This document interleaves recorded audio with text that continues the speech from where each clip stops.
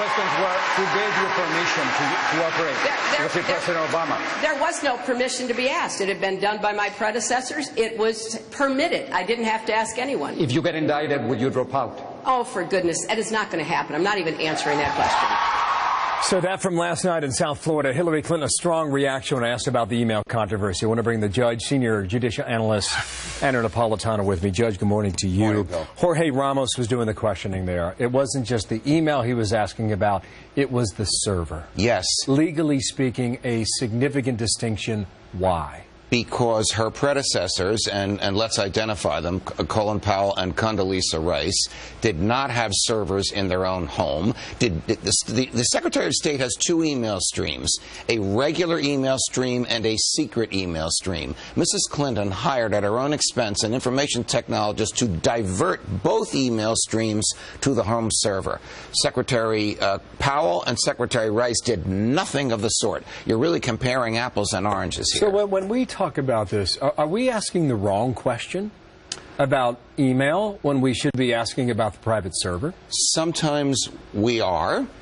Sometimes this is very, very complex. I suggest that Jose Ramos has an excellent understanding of Ramos has an excellent understanding of what happened and asked the right question. And in one of her answers, Bill, she revealed inadvertently, I think, to the FBI, which watches her debates, a proclivity to mislead, because she said to Mr. Ramos, just as she's been saying for a year now, I neither sent nor received any email that was marked classified. Marked classified. We know, and the FBI knows, and she knows, that nothing is marked classified. And yet she continues to mislead the questioner, thereby sending, if you will, a dog whistle to the FBI. Her natural inclination is not to tell the truth.